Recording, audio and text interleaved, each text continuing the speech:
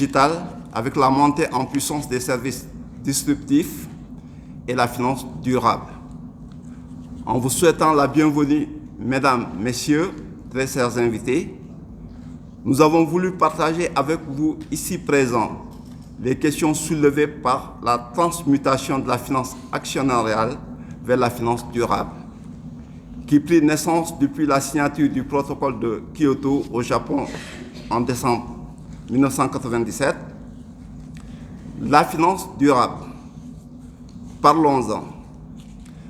Elle se définit comme une finance respectueuse de l'environnement, d'inclusion, basée sur des comportements individuels ou collectifs, conscients de leurs responsabilités envers la société et de l'impact des externalités négatives de leurs activités sur la vie humaine et sur la préservation de l'avenir des générations futures. La finance durable, avec ses différentes composantes, la finance solidaire, finance climat, investissement socialement responsable, apparaît comme un concept encore récent et fort peu développé. Elle est un nouveau paradigme qu'il est indispensable d'intégrer aux logiques financières si on veut traiter les problématiques et les enjeux du développement durable dont les exigences sont mouvantes et en constante évolution. À partir de ce moment, plusieurs questions restent en suspens sur la manière dont va se réaliser cette transmutation d'une finance actionnariale gouvernée par des critères de rentabilité et d'efficience vers la finance partenariale avec des critères d'appréciation qui ne font pas l'objet d'unanimité entre les acteurs du domaine pour le moment et qui également ne bénéficient pas d'un système comptable durable. À cela s'ajoute la difficulté d'intégrer dans les modèles d'évaluation d'entreprise les critères ESG et leur impact sur le coût du capital. Et au-delà, sur le plan macro, comment les banques centrales comptent-elles verdir la politique monétaire sans impacter les objectifs traditionnels de stabilisation macroéconomique et financière? Autant de questions parmi tant d'autres auxquelles la finance durable devrait apporter des réponses claires et partagées par la communauté internationale.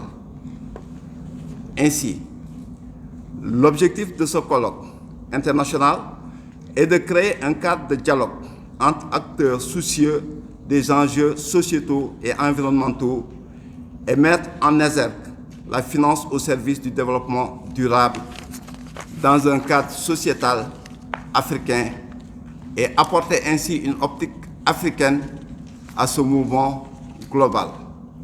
C'est pourquoi, à l'occasion de la célébration de son 20e anniversaire, l'Institut supérieur de finance a initié ce colloque international pour faciliter les échanges, coordonner les efforts sur les initiatives et les approches dans le domaine de la finance durable.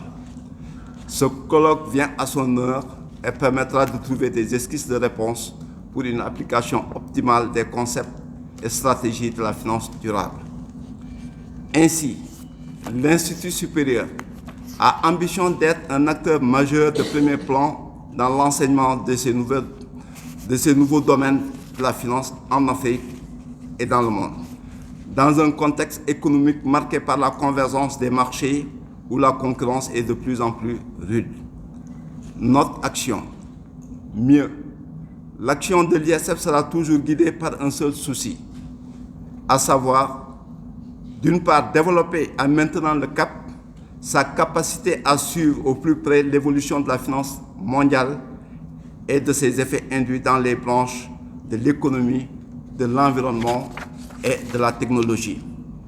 Et d'autre part, apporter une valeur, messieurs, très chers invités. Nous ne saurions terminer notre intervention